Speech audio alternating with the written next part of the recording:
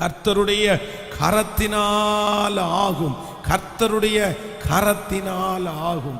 So number 1, முதலாவதாக உங்களுடைய உழைப்பு, உங்களுடைய கஷ்டங்களினாலே திரும்பி வராதத கர்த்தரால் கொடுக்க ஆகும். நம்பர் 2, இரண்டாவதாக ஆண்டவர் வாக்கு கொடுக்கிறாரு, நெடுநாட்களாய் நீங்கள் காத்திருந்ததை ஆண்டவர் உங்க பக்கமாய் திருப்புவதற்கு ஆண்டவரால முடியுமாமாமா. ஆமென் சொல்லுங்கள். கர்த்தர் அதை செய்து முடிக்க வல்லவராய் இருக்கிறார். எனக்கு ரொம்ப சந்தோஷமா இருக்கிறது இந்த சம்பவத்தை வாசிக்கும் போது. ஒரே நாளில் கர்த்தர் அந்த மகனுடைய வாழ்க்கையை அப்படியே திசை திருப்பிட்டாரு. ஆமென் சொல்லுவோம். திரும்பி அந்த தகப்பனார் அவனுக்கு பாதுகாப்பா இருக்க வேண்டியதில்லை. அதுக்கு முன்னாடி தன்னுடைய தகப்பனார் அவனுக்கு பின்னாடியே போயிட்டு இருப்பாரு, எப்பொழுதும் பாதுகாப்பாவே வச்சிருப்பாரு. எப்பொழுதும் மனசுக்குள்ள தன்னுடைய பிள்ளையை குறித்து ஒரு கவலை இருந்துட்டே இருக்கும். ஆனால் ஆண்டவர் விடுதலை ஆக்கினதற்கு பிறகு அது ஒன்றும் இல்லை. நான் நம்புறேன், உங்க மனசுக்குள்ள, உங்க இருதயத்துக்குள்ள உங்க பிள்ளைகளை குறிச்சோ இந்த சூழ்நிலையை குறிச்சோ அடிக்கடி ஒரு வாரம் வந்துட்டே இருக்கலாம். அது நடந்தாதான், அது முடிஞ்சாதான், அந்த காரியத்தை நான் செய்தாதான். ஆனால் எங்கே போனாலும் அது உங்களுக்கு பாதிப்பாக இருக்கலாம். ஆனால் இன்று இந்த இரக்கம் செய்யும் வரை கூட்டத்திலே உலாவுகிற கர்த்தர், நான் நம்புகிறேன், உங்கள் பிள்ளைக்கு ஒரு இரக்கம் செய்ய போகிறார். அந்த காரியத்திற்கு இரக்கம் செய்ய போகிறார். அந்த மனசிலே இருக்கிற காரியத்தை கர்த்தர் இறக்கி வைக்க உதவி செய்வார்.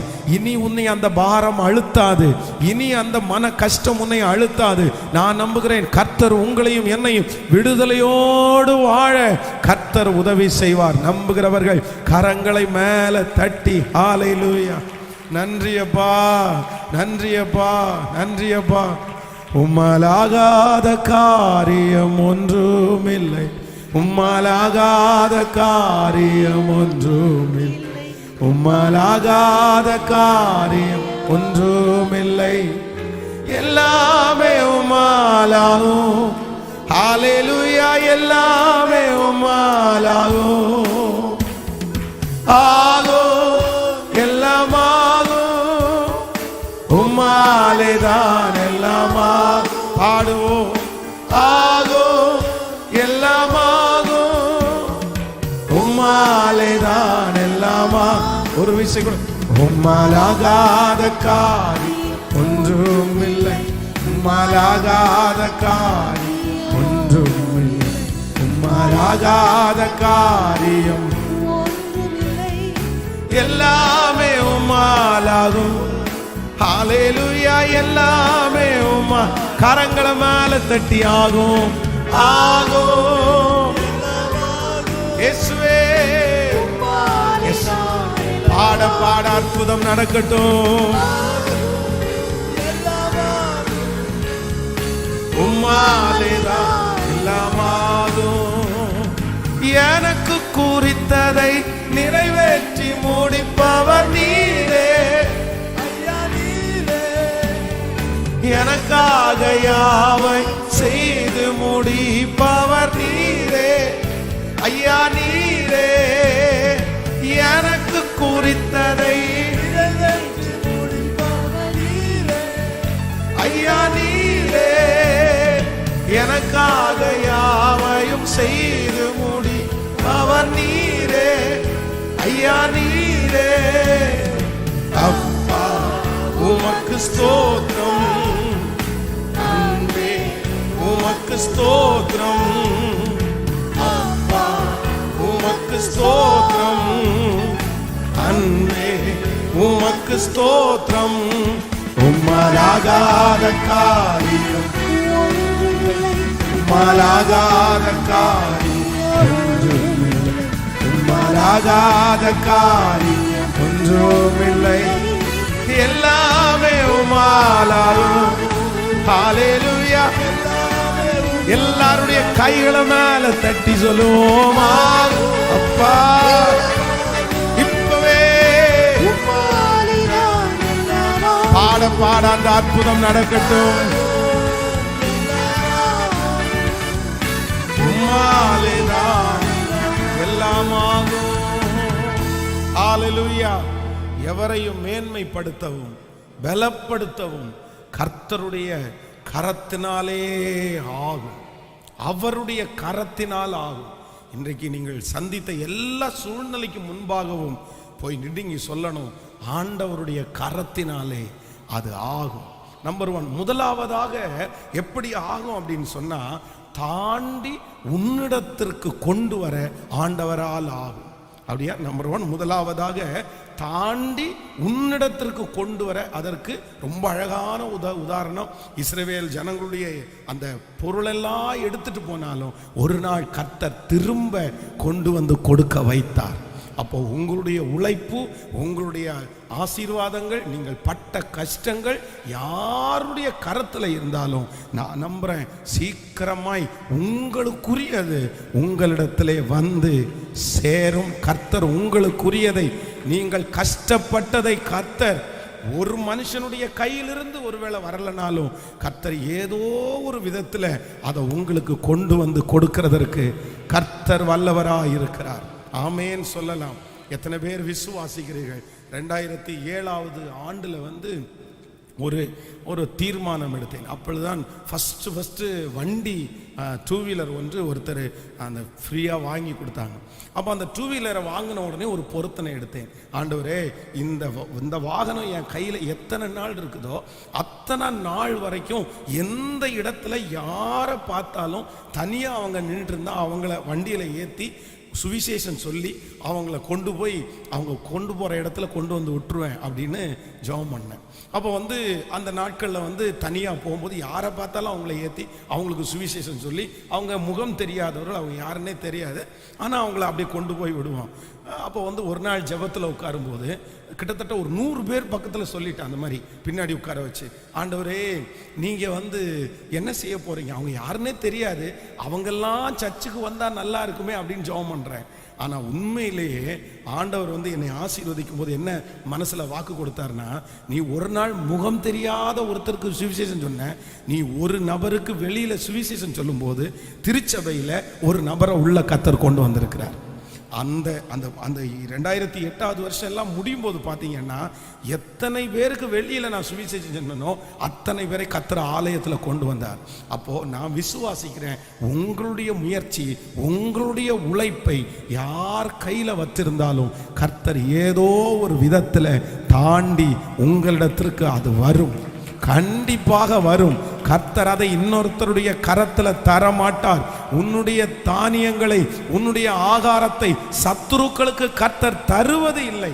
ஸோ நம்பர் 2, இரண்டாவதாக எது கர்த்தரால் ஆகும் என்றால், நெடுநாட்களாய் தடையாய் இருக்கிற ஒரு காரியத்தை கர்த்தர் செய்வார். அதற்கு ஒரு 3 காரியம். என்னால் ஆகாது அப்படின்றத காரியத்தை, என்னால் முடியல அப்படின்றத காத்த, இன்னும் மற்றவர்களால் முடியாதுன்ற காரியத்தை கர்த்தர் ஆகும் என்று வாக்கு கொடுக்கிறார். 3வது ஒரு காரியத்தை நம்ம வந்து வாசிக்க போறோம். ஆதியாகமம் 18ஆம் அதிகாரத்தை எடுத்துக்கொள்ளலாம். ஆதியாகமம் 18ஆம் அதிகாரத்திலே ஸ்தோத்திரம் 15வது வசனத்தை வாசிக்கலாமா? ஆதியாகமம் 18ஆம் அதிகாரத்தினுடைய 15வது வசனம். சாராள் பயந்து நான் நகைக்கவில்லை என்று மறுத்தாள். அதற்கு அவர், இல்லை நீ நகைத்தாய் என்றான்.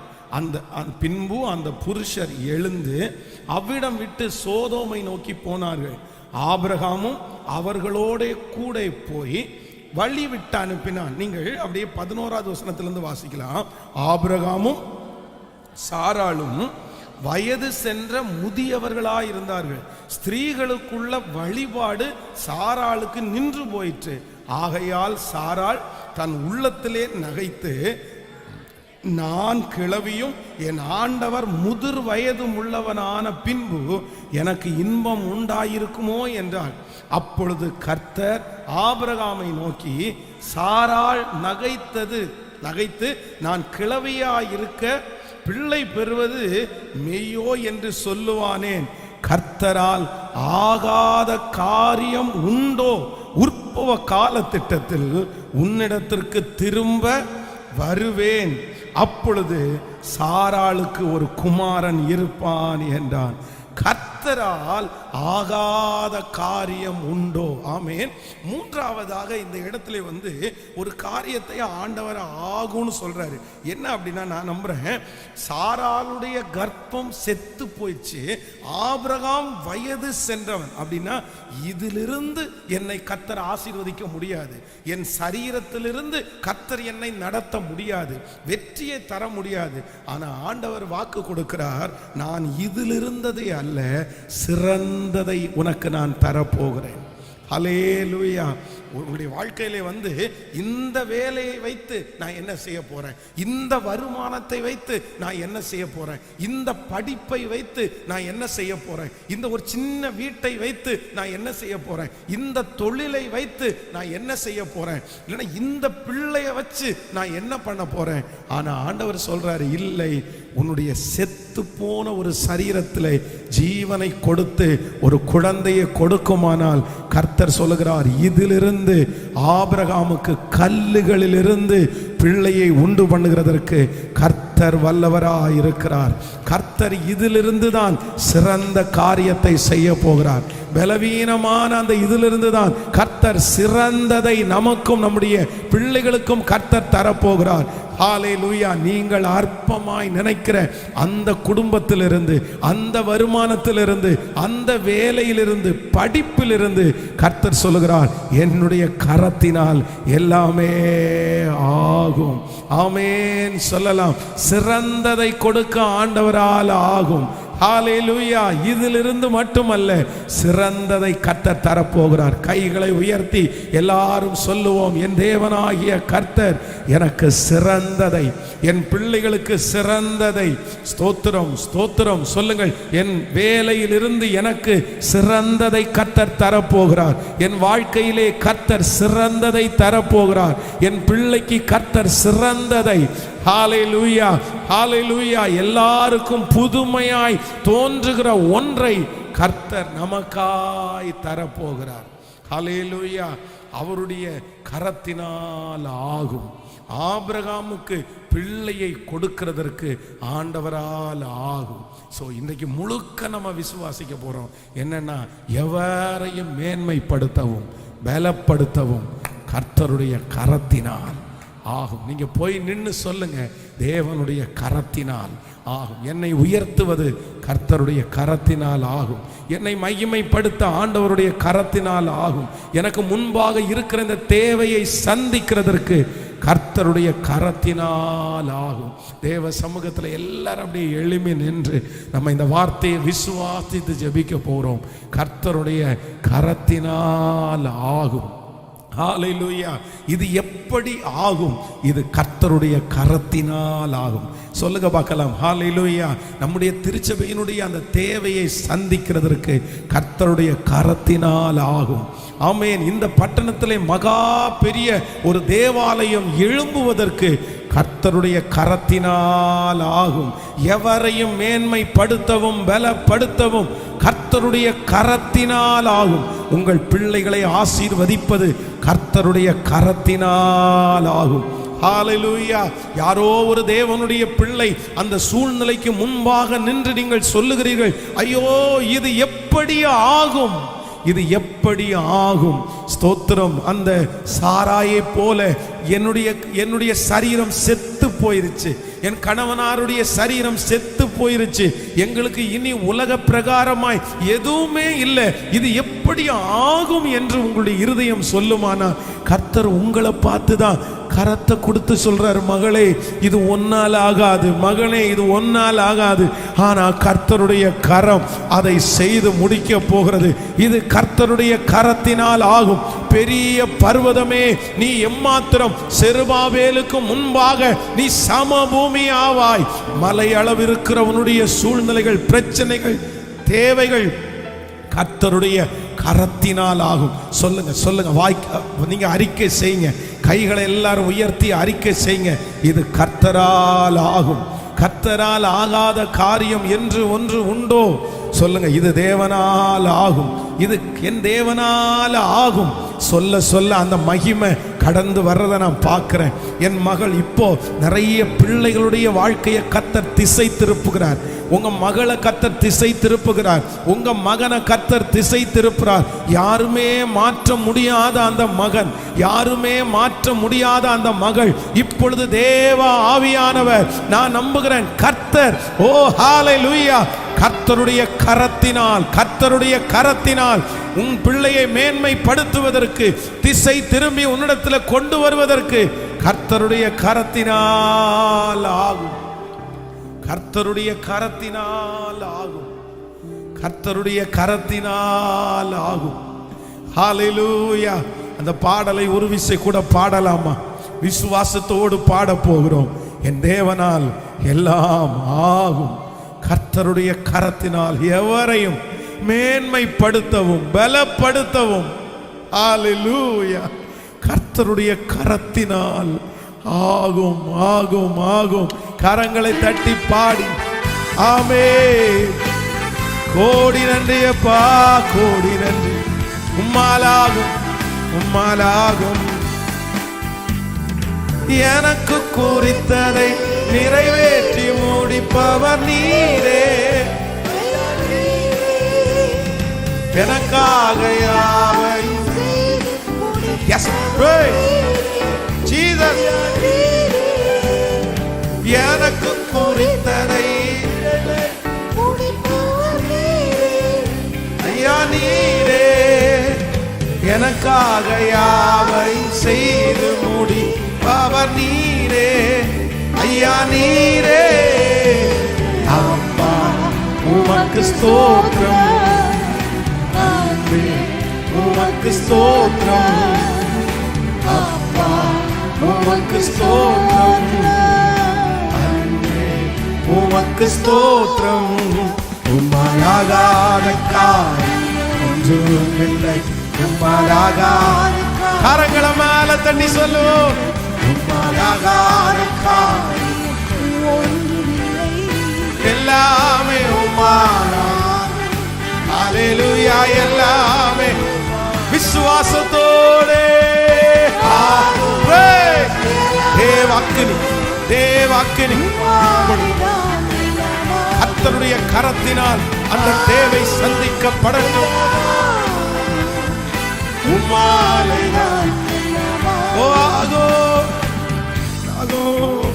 எல்லாமாகும் எல்லாமாகும். ஹalleluya. சாட்சியை சொல்லி ஜெபித்து முடிக்கிறேன். ஒரு 4 ஆண்டுகளுக்கு முன்பாக ஒரு வாலிப சகோதரியை கூட்டிட்டு ஒரு தகப்பனார் வந்தார். நல்ல படித்த நல்ல குடும்பத்தை சேர்ந்த ஒரு வாலிப தங்கச்சி. அவங்க அப்பாவுக்கு அந்த பொண்ணு ஒரே பொண்ணு, ரொம்ப செல்லமாய் அந்த பிள்ளையை வளர்த்தார். கோயம்புத்தூரில் இருக்கிற பெரிய ஒரு பணக்கார ஸ்கூலில் அந்த பிள்ளையை அவர் படிக்க வைத்தார்.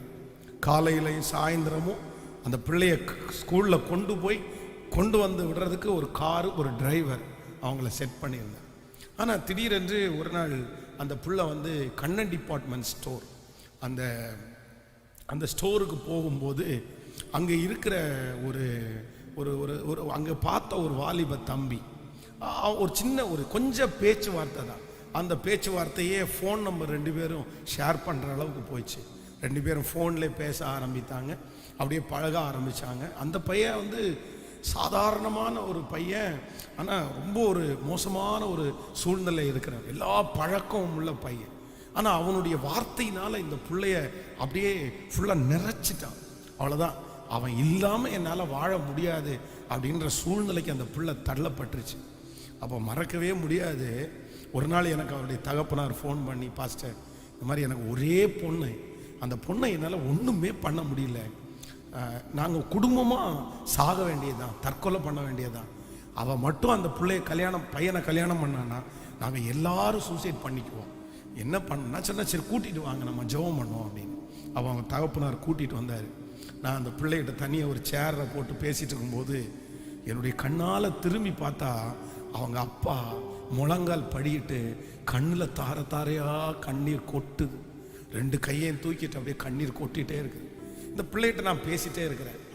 அந்த பிள்ளைகிட்ட பேசிட்டே இருக்கும்போது அந்த பிள்ளை சொல்லுது, இல்லை ஐயா, என்னால் எப்படி விட முடியும்னு தெரியல. நீங்கள் சொல்கிறதெல்லாம் எனக்கு புரியுது. எங்கள் டேடியை கஷ்டப்படுறது எனக்கு தெரியுது, எங்கள் மம்மி கஷ்டப்படுறது எனக்கு தெரியுது. நான் இப்படி பண்ணேன்னா எங்கள் குடும்பத்துக்கே அவமானம்னு தெரியுது. பட் என்னால் முடியாது. சாரி ஐயா, என்னை வற்புறுத்தாதீங்க, என்னை கஷ்டப்படுத்தாதீங்க. உங்கள் வார்த்தையே கீழ்ப்படியில்லைன்னு எனக்கு வருத்தமாக தான் இருக்குது. நான் சரி பரவாயில்லப்பா, நான் உனக்காக ஜெபம் பண்ணுறேன் அப்படின்னு அந்த பிள்ளைய முழங்கால் படியிட சொல்லிட்டு, உண்மையிலே அந்த பிள்ளைக்காக நான் ஜெபம் பண்ணலை, அவங்க அப்பாவுக்காக தான் ஜெபம் பண்ணேன். ஆண்டவரே, அவங்க அப்பாவை பலப்படுத்துங்க ஆண்டவரே, அவருடைய இருதயத்தை தைரியப்படுத்துங்க ஆண்டவரே, எப்படி இதை தாங்க போறாருன்னு தெரியலையே அப்படின்னு ஜெபம் பண்ணி அவருக்கும் ஆறுதல் சொல்லி அனுப்பினேன். ஒரு 3 மாதம் அந்த பிள்ளையை கூட்ட அந்த தகப்பனார் திரும்ப என்னிடத்திற்கு வந்தார். அந்த பிள்ளையினுடைய முகத்தில் ஒரு பெரிய சந்தோஷத்தை பார்த்தேன். அவங்க சொன்னாங்க, ஐயா, நான் முழுவதுமாக அதை விட்டுட்டு வெளியே வந்துட்டேன். கர்த்தர் என்னை கிருபையாய் கர்த்தர் வச்சிட்டார். இல்லை, நான் நினைக்க மாட்டேன், நான் பண்ண தப்பை இப்போதான் நான் உணர்றேன். எங்கள் அப்பாவை நான் ரொம்ப கஷ்டப்படுத்திட்டேன், எங்கள் அம்மாவை நான் ரொம்ப கஷ்டப்படுத்திட்டேன், நான் நிறைய சாரி கேட்டுட்டேன். ஆண்டவர் என்னை தொட்டுட்டாரு. அப்போ நான் நம்புகிறேன், கர்த்தரால் ஆகாத காரியம் என்று ஒன்றுமே இல்லை. எவரையும் மேன்மைப்படுத்தவும் பலப்படுத்தவும் கர்த்தருடைய கரத்தினால் ஆகும். இந்த வார்த்தை உண்மை ஆண்டவருடைய பிள்ளைகளை. யாருக்காக ஆண்டவர் இந்த வார்த்தை பேசினார்னு எனக்கு தெரியாது. ஆனால் எனக்கு தெரியும், யாரோ ஒருத்தர் இங்கே இருக்கிறீங்க. இது எப்படி ஆகும், இது எப்படி ஆகும், இது எப்படி ஆகும். கர்த்தர் இன்னைக்கு வாக்கு கொடுக்குறாரு, உன்னால் அல்ல என்னால் ஆகும், நான் செய்து முடிப்பேன். நீ போய் நில்லு. இந்த ஜெபமே போதும். இந்த அதிகாலையில் கர்த்தர் சமூகத்தில் எழும்பி நின்று நீங்க ஜெபிக்கிற ஜெபமே போதும். நான் சொல்றேன், நீங்க அந்த பிரச்சனைக்கு முன்னாடி போக வேண்டாம். உங்களுக்காக கர்த்தர் தூதனை அனுப்புவார். உங்களுக்காக கர்த்தர் யாரையாவது ஒருத்தனை அனுப்புவார். வெகு சீக்கிரத்திலே நீங்கள் சொல்ல போகிறீர்கள், சாராளை போல இது கர்த்தருடைய கரத்தினால் ஆயிற்று, எங்களுடைய கண்களுக்கெல்லாம் ஆச்சரியமா இருக்கிறது. உங்க கண்ணுக்கு ஆச்சரியமா இருக்க போகிறது. ஆமென் சொல்லுங்கள்.